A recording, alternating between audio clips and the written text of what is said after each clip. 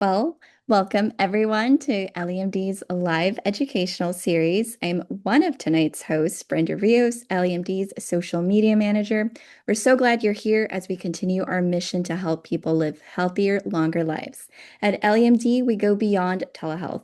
We're building a community rooted in education, innovation, and personalized support to empower your wellness journey. And I'm happy to announce my other host, Nikki. She is LEMD's Director of Marketing. So, Nikki, come say a quick hello. Hello, everyone. I've met some of you. As Brenda said, I'm the Director of Marketing here at LEMD. Been here for a few months now, so still getting to know everyone. In the past, I've worked for other direct sales companies and in marketing and in creative for years, and I've had the pleasure in the past of working with Dr. Shawn Talbott, who we have here today. Dr. Shawn, could you tell us a little bit about yourself and your background? Yeah, it's great to see you, Nikki. Um, yeah, so where should I start? I'm what some people call a psychonutritionist. My PhD is in nutritional biochemistry, but the kind of work that I do is looking at the link between food and mood, and even more specifically, specific nutrients and how they can help with different mood states. So we might look at, a probiotic strain and how it can help with mood, or we'll look at a prebiotic fiber and how it can help with resilience, or an herb and how it can help with energy or focus or something like that. So a lot of the work that I do is around like the gut-brain axis, so all the signals that come from your gut and eventually make their way up to your brain can help change how you feel and how you perform and how you show up in the world. So it's all about lifestyle, I guess, if you want to say it that way. So happy to be here tonight to chat with you guys. That's awesome. You've actually written several books on this topic, right? And your newest one's mental fitness.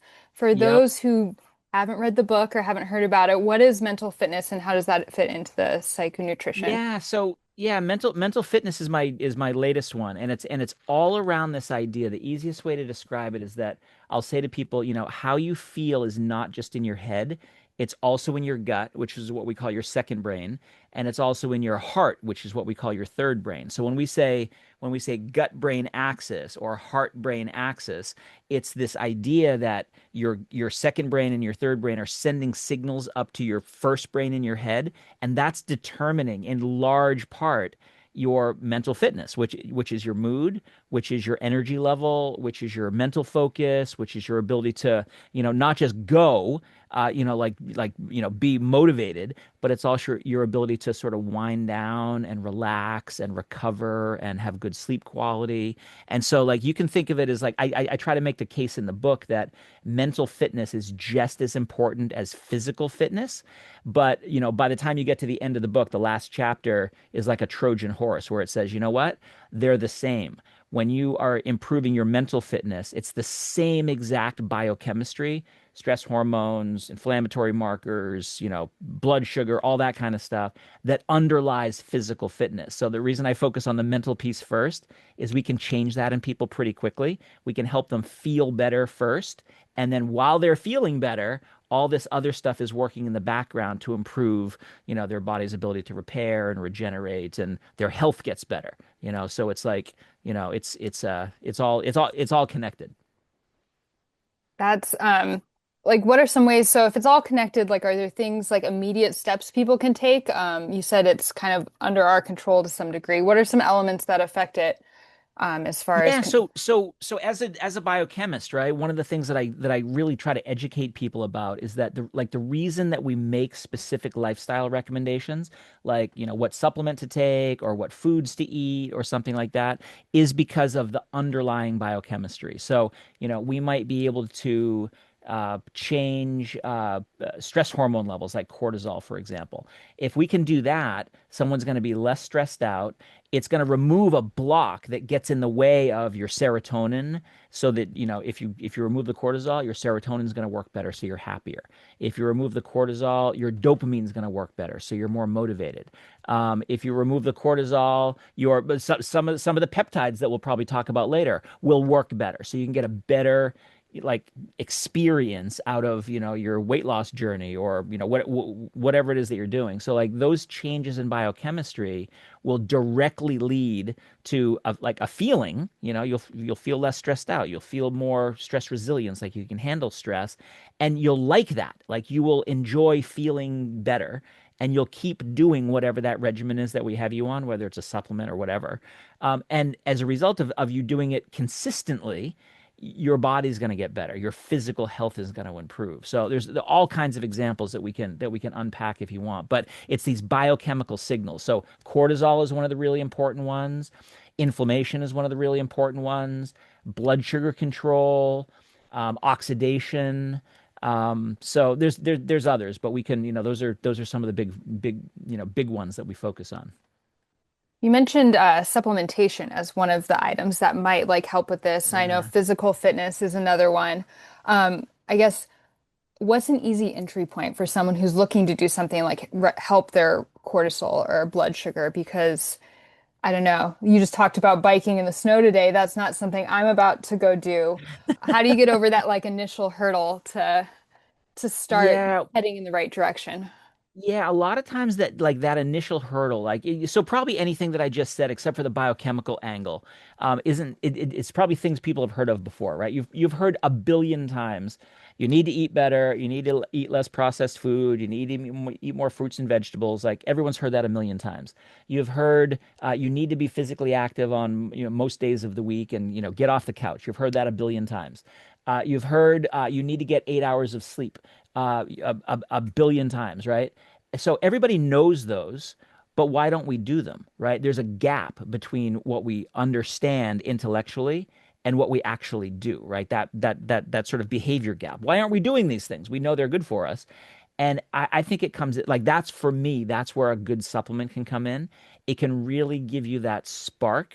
It can be the amplifier for you to say, like, okay, here's a supplement that helps with my motivation. Now I'm more likely to be physically active. Here's a supplement that lowers my stress. So now I'm less likely to eat the junk food or the comfort food. And I might be more likely to choose, a salad for lunch or something like that. Right. So it's like little things like that where supplements can really sort of encourage us more to do the healthy lifestyle things that we need to do.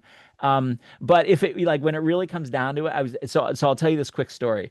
I was in an elevator in Chicago, I think, right, going down to give a presentation. So I was all dressed up, right? I had on a suit and a tie. I looked very dapper.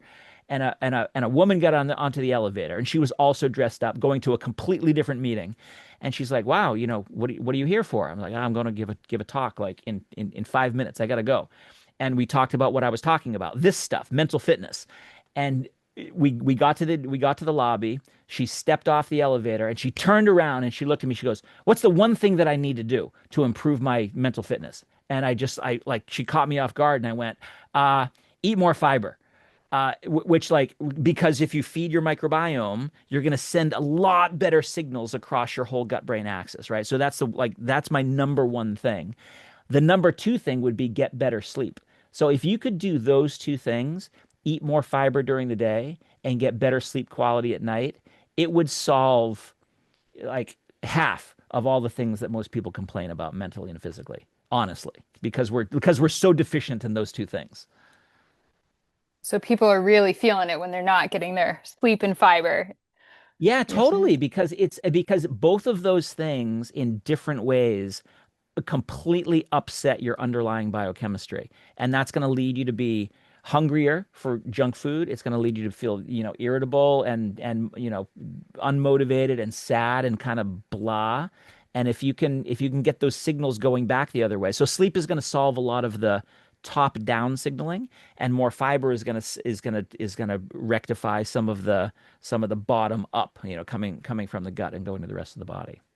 As far as the bottom up, you're kind of speaking about the microbiome and the gut-brain Yeah. axis, right? For those who don't really understand that connection and how that affects serotonin and dopamine and those things, can you describe a bit more about the gut-brain axis specifically? Because that's not something I Yeah. used to think about as far as like affecting my mood. Yeah, yeah. So this is the kind of stuff that you and I used to geek out about in our previous company together. So Yeah, so the easiest way to think about this is that your microbiome, like the collection of trillions of bacteria in your gut, are the source for the majority of your neurotransmitters. And mo like most people don't know that, right? They think of serotonin as the happiness neurotransmitter that's made in the brain. And it is made in the brain, but 90% of it is actually made in the gut. So I have to say this, right? Just so people are sort of clear. The serotonin you make in your gut doesn't like leak out of your gut and get into your blood and then leak across your blood-brain barrier and get into your brain and make you happier that way. But we know if we can get your gut to make more serotonin, people are happier, probably because your immune system tells your brain that you have more serotonin or your vagus nerve or something like that. But we know that the majority of our neurotransmitters are made in our gut. So 90% of our serotonin, probably 70% of our dopamine, which is involved with motivation, about half of our GABA that helps us relax in the face of stress. All that kind of stuff is made in your gut, including a lot of the oxytocin that helps us connect with other people, a lot of our melatonin that helps us with sleep quality. All that kind of stuff is made in our gut, including all kinds of other signaling molecules. So, if we focus on the microbiome as a way to help us feel better, like we call it the second brain for a reason, and it's because it's in constant communication with the brain in our head. That kind of goes along with a question actually in the chat that Kim has here about supplementation for motivation. You touched on it a bit there. It sounds like then the gut microbiome and what you're eating or what you're supplementing with does, in fact, through some of those neurotransmitters, affect Yeah, motivation. exactly. So yeah, and so dopamine is one of those key ones, right? So there are supplements that we can give that aren't so motivation is different than energy. So when we're studying a psychological mood state, we can study depression separate from anxiety, and we can study that separate from something called confusion, which is like brain fog, and that is separate from vigor, and that's separate from like you get the idea. Energy and motivation are separate mood states. They overlap in some ways, but what a lot of people are actually lacking is motivation, and that's a dopamine thing. And so there are supplements like lychee extract is something that can help with motivation. Um, Pine bark extract can help with motivation.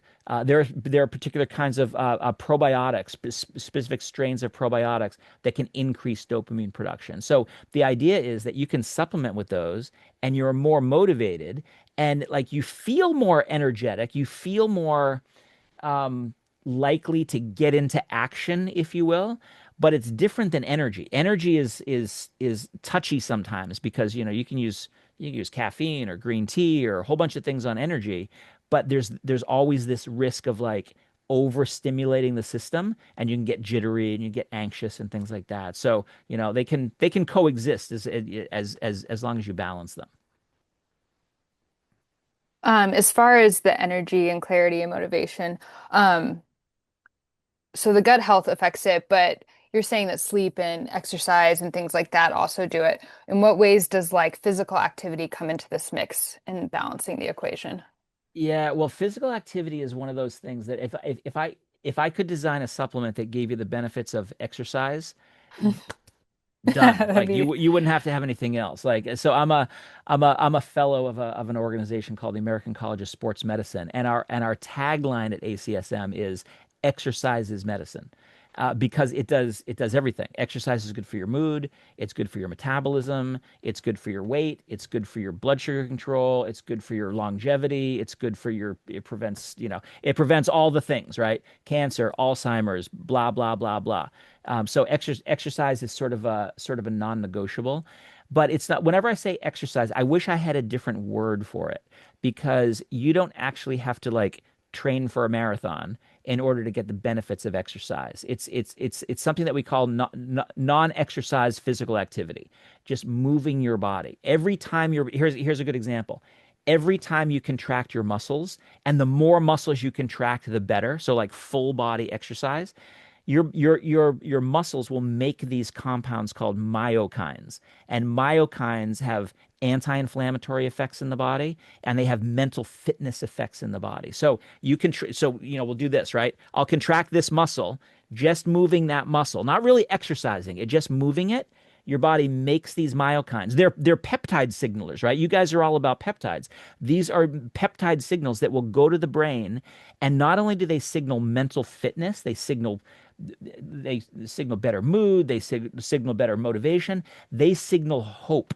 They are very pro-social, almost like what oxytocin does. They make us more hopeful. They make us more connected with other people. It's one of the coolest sets of molecules. Someone like some pharmaceutical company, I guarantee, is working on a peptide myokine that will someday be used as a as an antidepressant kind of a thing. I'm looking forward to that day. But we have access to that by just moving our bodies, and that's something that we should do every single day. You mentioned peptides being created by exercise to some degree. Uh, Yeah. for those who are new to peptides, what is a peptide and why do they matter? Yeah, peptides are hot right now, right? I think everybody who's on this call would agree with me on that. Mhm. Um, so the way I describe peptides is let me step back a little bit, right? I'm a nutritional biochemist, right? So I love talking about peptides just as much as I love talking about hormones and neurotransmitters and short chain fatty acids and all of that, cytokines, etc. They're all signaling molecules. And so I like to describe peptides as like it's a signaling molecule. Um, think of you being on a construction crew. The peptides are the foremen. The peptides are the ones that are yelling out the instructions. And that's great, right? They tell the body what to do, right? So if you get a peptide like a GLP-1, it's going to tell a part of your body, the hypothalamus in your brain, it's going to tell you you're not hungry. It's going to tell, depending on which one you're taking, it might also tell your pancreas to make more insulin, which is the hormone that controls blood sugar. So if you do those two things, then you're gonna be less hungry. That's a good thing, and you're gonna have better blood sugar control. So you have better overall like metabolic balance is a nice way to describe that. Those are two really really good things. But here's what a lot of people don't sort of like get. The next step of that is that somebody has to do the work. That's where lifestyle comes in. That's where the right nutrition comes in, the right sleep quality regimen, the right physical activity program, the right supplementation regimen. Like those are the workers on the construction site. Those are the supplies. That's the wood that's going to build the house and the shingles and the window panes and all that kind of stuff. If you don't have those raw materials, the building materials, and if you don't have the workers, that signal that the peptide is telling the body to do something is it's going to have some effect, but it's not going to have the overall effect. And so you're not going to build the beautiful castle that you think you are. So they really work best in conjunction with some of these other modalities that Yeah, you've been talking about. completely in conjunction. And that's why I think, with peptides, one of the things I'm giving a big keynote at a big nutrition conference in a couple of months about peptides. And the title of my talk is Peptides, Hype or Hope. And I really want to get this idea across. Like I'm very pro peptide. There's lots of really cool things that we can do with peptides now. Um, but if but you can get much better benefits if they are like undergirded by a good lifestyle program.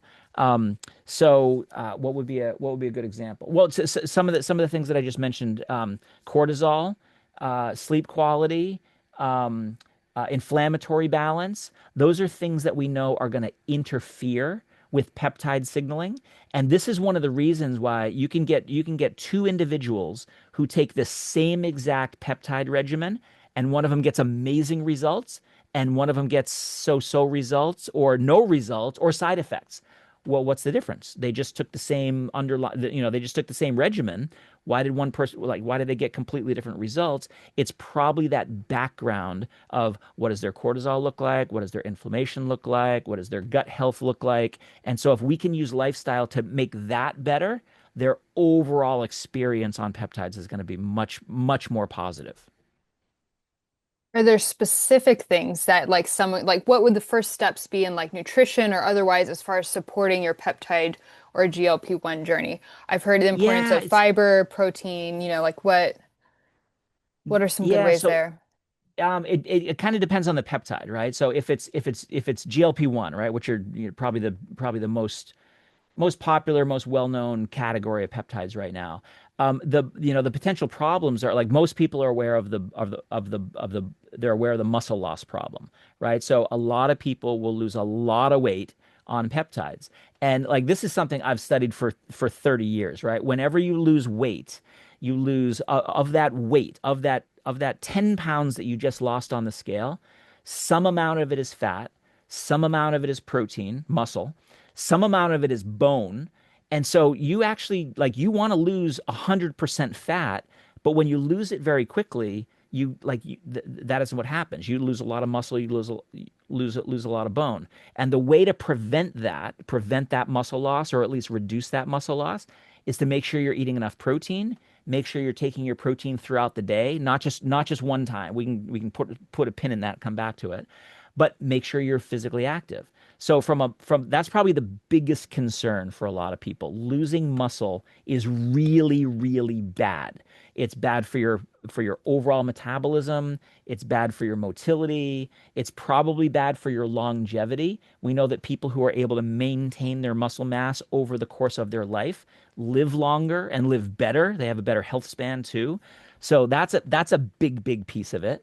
Um, Sleep quality is a big piece of it. People who have poor sleep quality will have less beneficial effects on a GLP-1 than people who have better sleep quality. And there's a lot of reasons for that. Some of it's related to blood sugar control, some of it's related to cortisol exposure. But if you can get better sleep quality, you're going to have better effects on your GLP-1. Um, some people on GLP-1s will have problems with their gut function, right? Some people feel nauseous. Some people feel constipated. So you can use natural things like motility enhancers to make sure the food is moving through their gastrointestinal tract at the proper speed, so it doesn't get stuck, so to speak. Because if it does, then you're going to develop things like SIBO, small intestinal bacterial overgrowth. You might develop leaky gut. You're gonna have problems there. So, those are a couple, right? So muscle, sleep quality, gut function. Every once in a while, I'll say this last thing. Every once in a while, we see some people who get on a GLP-1 and they feel just kind of blah. And it could be because of any of the reasons that I just said, but it could also be that the signaling in your brain, you need to improve your motivation. You need to improve your neurotransmitter signaling so that you feel energetic and happy again. Those are a few examples. Comes back to it really seems like the balance of it all, right? Like the more you exercise, the better you'll sleep to some degree, and it kind of vary back and forth as far as the influence of. Yeah, yeah, exactly. And I think what happens is that if you get that right balance, right, you have the right level if you have the right GLP-1, you have the right level of the GLP-1, and that person can start to feel a little bit better, then they're more inclined to be physically active. They're more inclined to make the good changes in their diet and not just say like, "Oh, I'm not hungry, I'll just have a bag of chips." If we can sort of encourage them that they go hand in hand, these lifestyle, considerations, along with whatever peptide regimen that they're on, they're going to get better results. And as they get those better results, it starts this, what I like to call a virtuous cycle, where they're getting better results from the peptide because of the lifestyle, and because of that, they're more inclined to adhere to the lifestyle, and then the lifestyle, things become more consistent for them. It just it gets better and better and better. Um, as far as the protein aspect of all of this, is there Yeah. some sources that are better protein than others? Do you suggest from food or like a good quality protein supplement? Can that be just as effective? Um, Yeah, I think you have to take a protein supplement when you're on a GLP-1 journey. I think it's really, really hard to do it with food. Um, for a lot of reasons, right? A lot of times people who are on GLP-1s just don't have the appetite for, a chicken breast or a couple of eggs, or, any of the good high protein sources, we would say. The reason I like protein supplements though is because I'm not saying like only do protein supplements, but the advantage of a protein supplement is that you can insert it very easily throughout the day. The big problem that most people, or the big mistake that most people make with their protein intake is that they get it only at their dinner.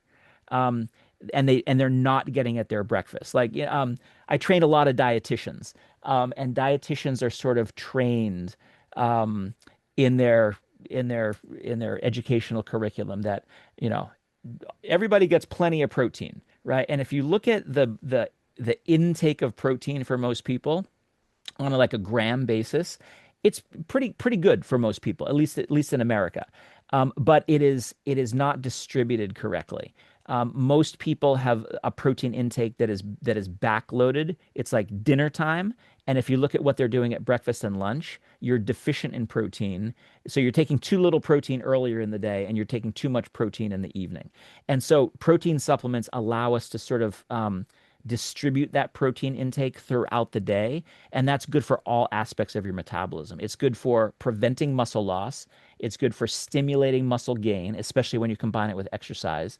It's good for appetite control. It's good for blood sugar control, which is the first step of fat burning.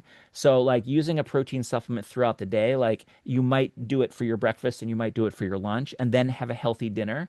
Like that is a great way for a lot of people to go, but it also gives you that flexibility to sort of stick a protein dose in there whenever it makes the most sense for you. We know like protein, or at least I always think of protein as affecting muscles in particular. Is it something that can also help reduce hair thinning or other effects people might see while on a GLP or GIP? Um, Probably, yeah. Protein's needed for all your tissues to do their repair and rebuilding process. I actually will recommend that people take a protein supplement right before they go to bed. I recommend that to all my athletes, but people who aren't athletes will go, well, wait a minute, I don't want to do that because then I'll have those calories, and then, excuse me, and then I'll store those calories, and I'm trying to lose weight, and that goes against what I'm trying to do. And I try to explain to them that that protein will be very well utilized overnight, where your body is generally doing its repair and rejuvenation process, right? That extra protein that you take just before you go to bed, that can also help to modulate blood sugar levels overnight. So, and that can improve sleep quality. One of the issues that people sometimes who are on GLP-1s will find with their blood sugar is that if their dose of whatever GLP-1 they're on isn't just like completely dialed in, and they haven't had their protein throughout the day, they can at night they'll get this little drop in their blood sugar, what's called nocturnal hypoglycemia, where your blood sugar drops overnight, and it usually happens like 1 a.m., 2 a.m., 3 a.m., and you'll wake up. And people will wake up in the middle of the night and they'll go, why am I awake? Like, did I hear something? Did something go bump in the night? And they'll sort of listen for a second, and then hopefully they fall back asleep. But if their blood sugar drops too much, it sets off a fight or flight reaction. So then your cortisol goes up. That causes your liver to shoot up your blood sugar, and now you've got high blood sugar and high cortisol, and now you can't fall back asleep. If you had just had a little bit of protein before you went to bed, like a little smoothie, that would maintain your blood sugar. You get a better night's sleep, and then you get all the benefits that we just talked about. So, yeah, you like hand in hand, peptides and lifestyle interventions is going to make the whole thing better for everybody. Now, is there something you look for when you're like looking for a protein supplement? Are there some like things that are better or worse than others when it comes to protein supplementation? Yeah, Nikki, people ask me all the time, like, what's the best protein supplement? And it's really hard to say what is the best protein supplement. Like some people will do fine with whey, some will do fine with casein, which are both milk proteins. Some people will absolutely not do well with those at all. But both of my kids are good examples. They can't do whey, they can't do casein. It doesn't agree with their immune system. So then people will look at plant proteins. Like I prefer people to take a plant protein throughout the day. And a blended plant protein is going to be the best thing. Like, because then you're getting, that plant protein isn't just protein usually. It's protein and it's oligosaccharides, which are a kind of prebiotic fiber that's good for your gut. If you combine them the right way, you can get something that tastes good. Sometimes you'll find like, oh, here's this soy protein and it has like a gritty, kind of planty, organic taste. And, if you're going to be taking this several times a day, you want it to taste good, so that's part of it. Um, yeah, so I usually recommend that people take a plant protein during the day, and I reserve the dairy proteins for people who can tolerate them to take them around the time of their exercise regimen because whey and casein actually do seem to be a little bit better at muscle protein hypertrophy, like growing muscles. So if you were an athlete and your main thing was to pack on muscle, then whey actually does a little bit better job of that than a plant protein would. But for like the average person who's just trying to like get their protein intake, maybe maintain their muscle mass to prevent, muscle wasting, I think a plant protein is going to be sufficient. Okay. And so then even those on like GLP-1s or GIPs, I mean, that does seem something with like specifically muscle maintenance to some degree, and the whey might really help there. Yeah, so muscle maintenance, but a big part of muscle maintenance is that consistent dosing. So that you're having a little bit, it's almost like thinking like you're having an IV drip of these amino acids from your protein a little bit all day long. You almost want to graze on your protein instead of saving it all for your dinner time. Like your body will make use of that, but it'll make much more efficient use of it if you're having, let's say 20 grams and then 20 grams and then 20 grams and then 20 grams, frequent small meals. And that tracks with people who are on GLP-1s because they typically don't have the appetite for a bigger serving. And you don't want to load up the gut when one of the things that GLP-1s will do at the level of the gut is slow the transit of whatever that food is. And so you don't want to have a big bolus of protein. You'd rather have smaller ones that the gut's going to tolerate better.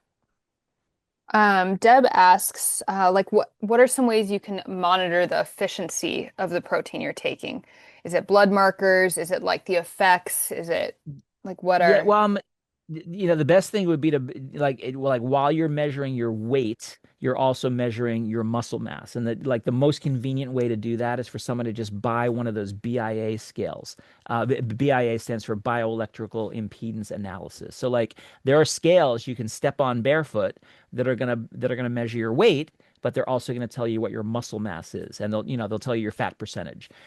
So they're not very expensive anymore. Like the one that we use in our clinical trials is thousands and thousands of dollars, but the underlying technology of it you can find in $100 bathroom scale. So that's one way to do it. Another way to do it, well, that's probably the best way to do it. Probably the most accessible way to do it. Because when you lose weight, I was starting to make the case a little while ago, or make the point that when you lose 10 pounds of weight, and you're losing that weight quickly, you could be losing 30 or 40% of that as muscle. And you really don't want to do that. You want to maintain that muscle as much as possible. And the way to do that is to look at the underlying biochemistry. Cortisol is involved, blood sugar signaling is involved, inflammatory markers are involved. So if you're doing all these lifestyle things that we're talking about, you're controlling that underlying biochemistry and you're minimizing the muscle loss, which means you're maximizing the fat loss.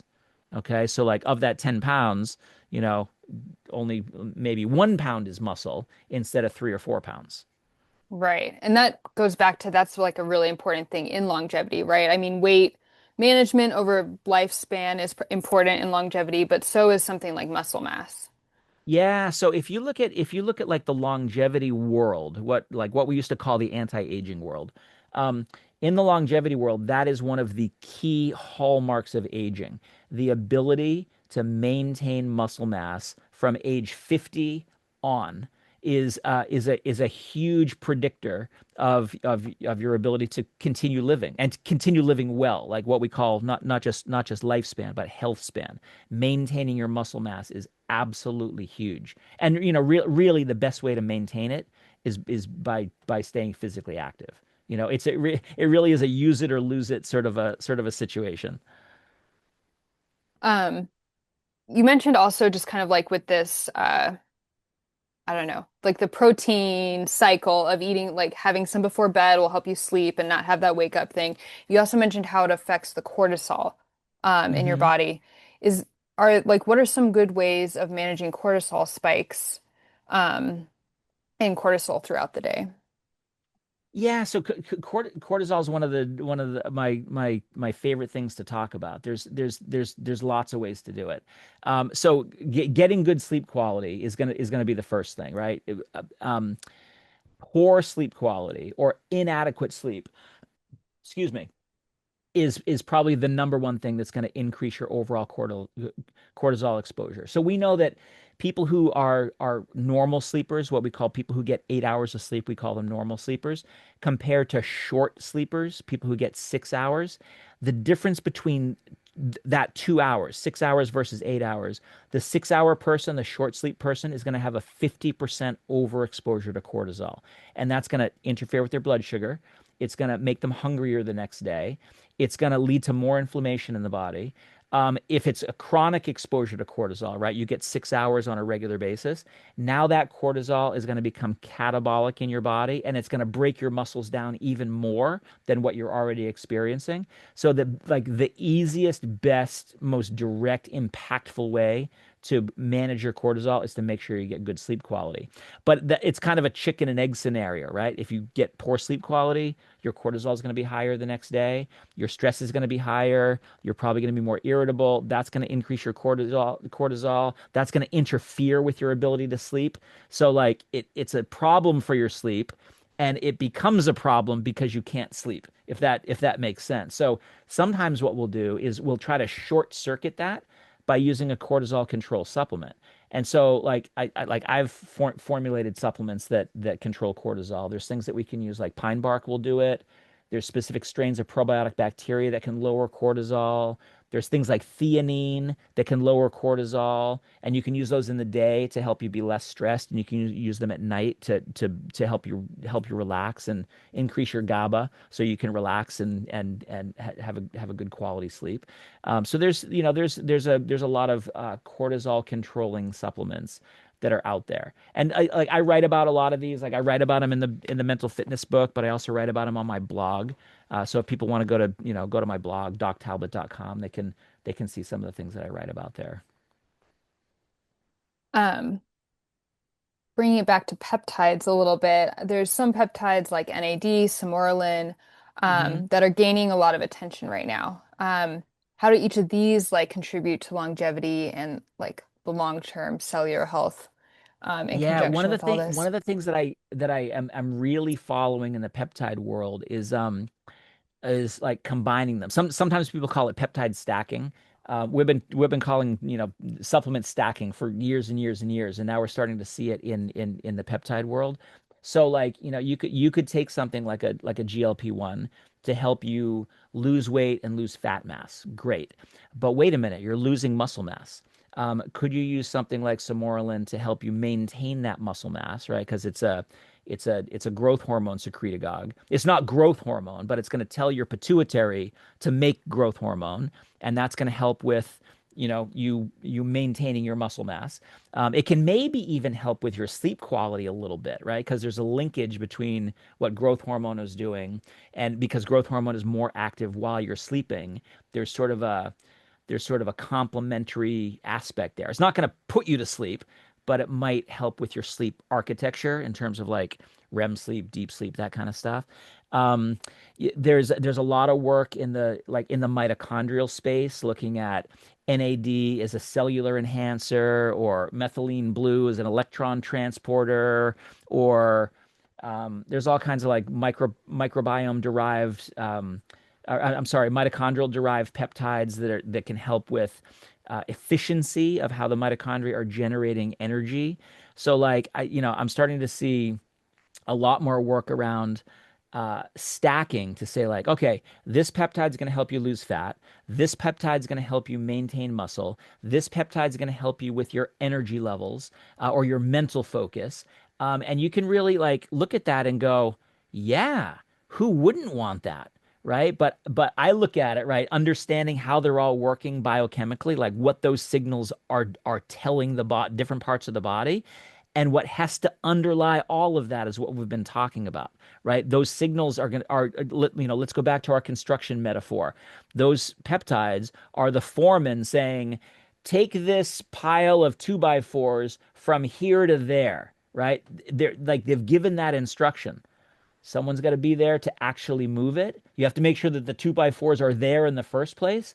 That's where nutrition comes in. That's where exercise comes in. That's where sleep quality comes in. So like that lifestyle regimen has to be in place in order for the peptides to like do their job at the level we want them to do.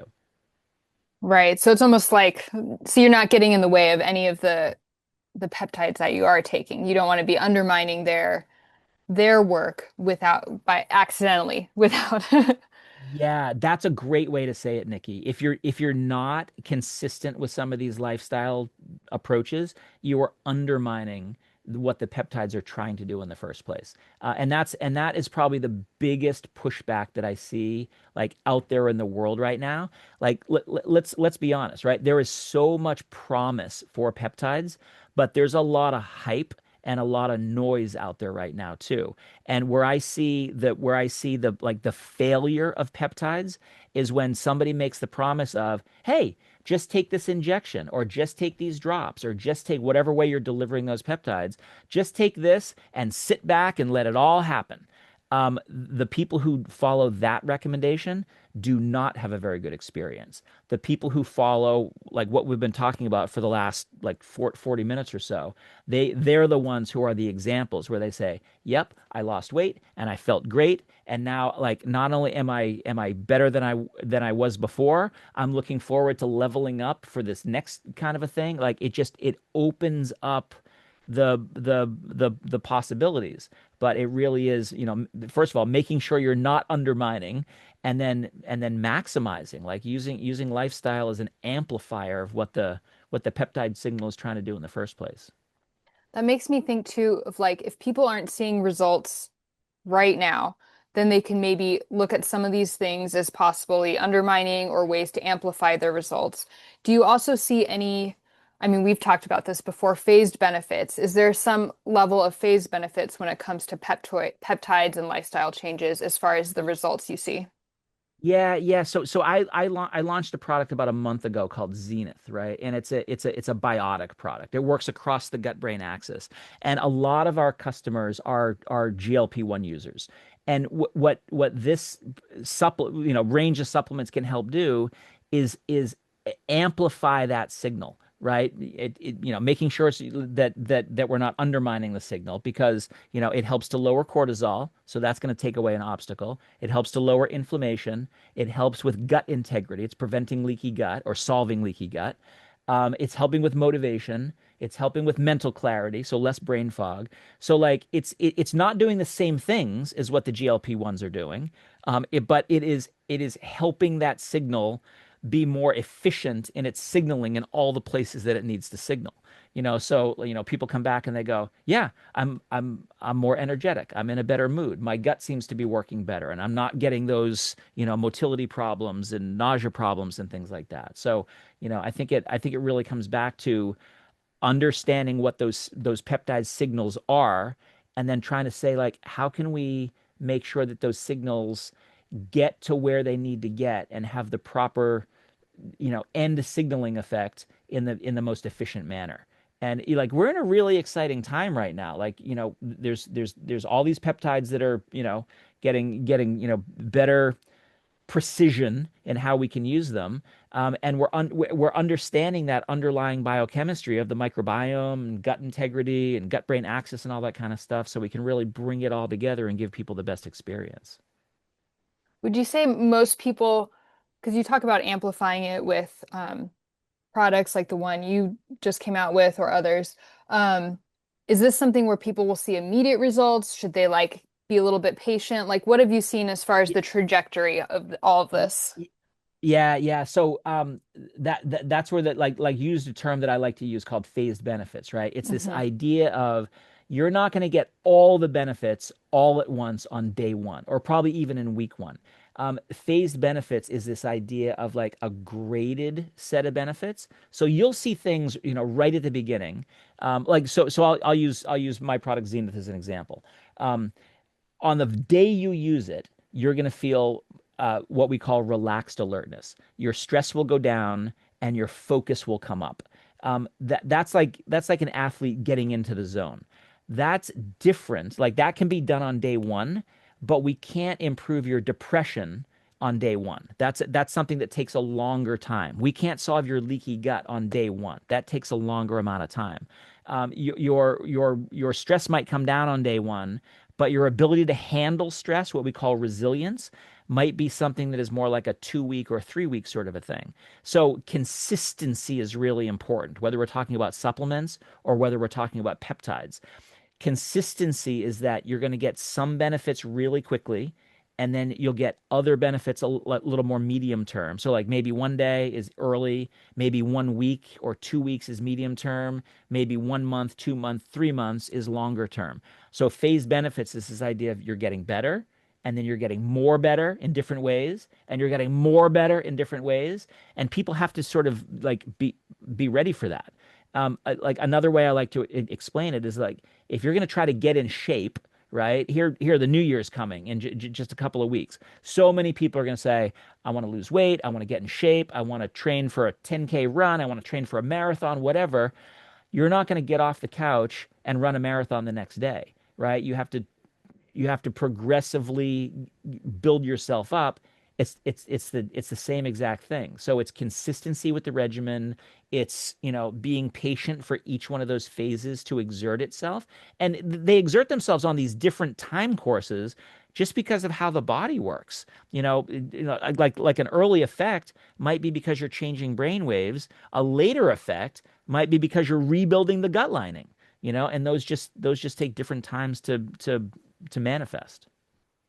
And as all these come together, that would make something more effective, like a peptide that might have been being undermined initially, but Right. ultimately is like functioning better and better and better. Right, right, exactly. And then, people, often don't like to talk about this, but it's okay, like what's next? Is your peptide journey going to last forever? Like, are you going to be on this GLP-1 for the rest of your life? Maybe, maybe not. Maybe you'll be on this dose for a while and then you go on a microdose and that will keep you where you need to be. But the advantage of adhering to a prudent lifestyle while you're on the peptide sets you up for options, for later on. Like if you get off of that peptide eventually, then you have a good consistent regimen that you can just sort of, land into without the peptides or with a different peptide regimen or whatever, right? It just opens up the possibilities for people. That kind of starting to have to wrap it up here. So that kind of leads great into our last question here, which would be, would that be the recommendation then if someone wants to elevate their overall health, like where would you recommend they start? Like what is the biggest difference long term? I think it's trying to find something that's going to work for you, right? It's one thing for me, and I always try to like not paint the perfect utopian plan that everybody needs to be on all the time, right? I'm a professional nutritionist for goodness sake, and I don't need a perfect diet, right? Far from it. I do like to exercise, so I'm pretty good there. I don't always get good quality sleep.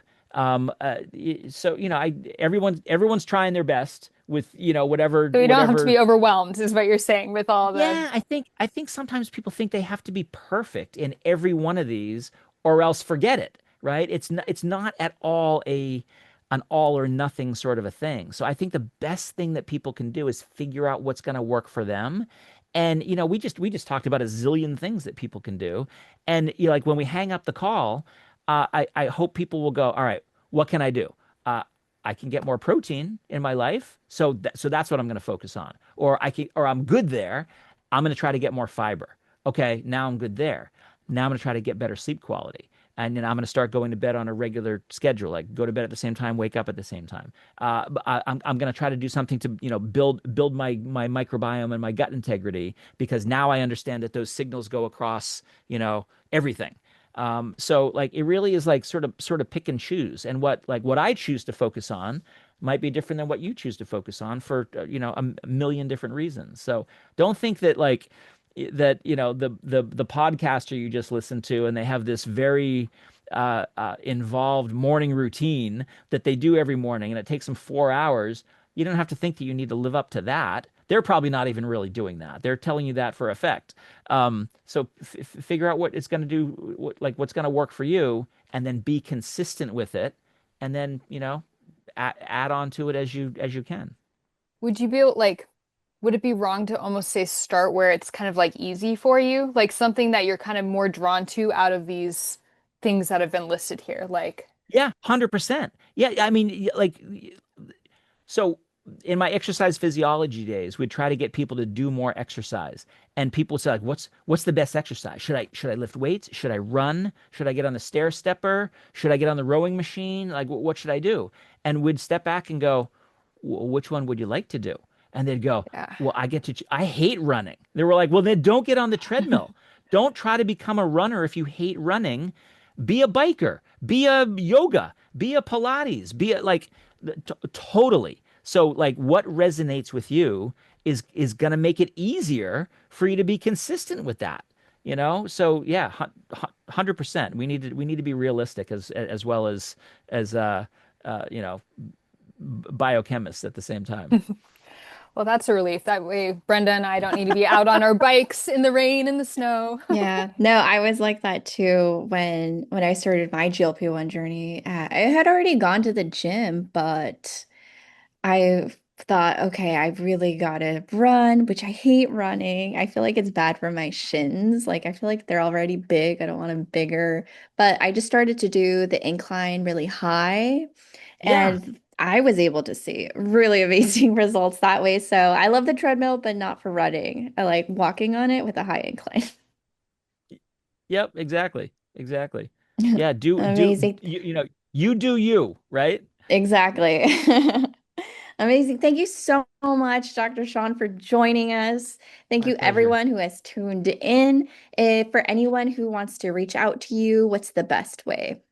Yeah, best place is just go to doctalbot.com because Mm, I've got ebooks there, I've got videos, I've got blog articles, I've got that's the perfect jumping off place to anywhere else that you might want Perfect. to find me. Amazing. Thank you for sharing that. I'll put that in the chat as well. And to everyone Awesome. who has tuned in, if you want to learn more about longevity and wellness solutions, please contact the person who might have invited you to this call. Shawn, thank you again so much for sharing your expertise and time with us this evening. My pleasure. And happy holidays, Merry Christmas to everybody. Yes, happy holidays. Yes, happy holidays. Thanks, All Sean. right. Bye guys. Thanks, everyone.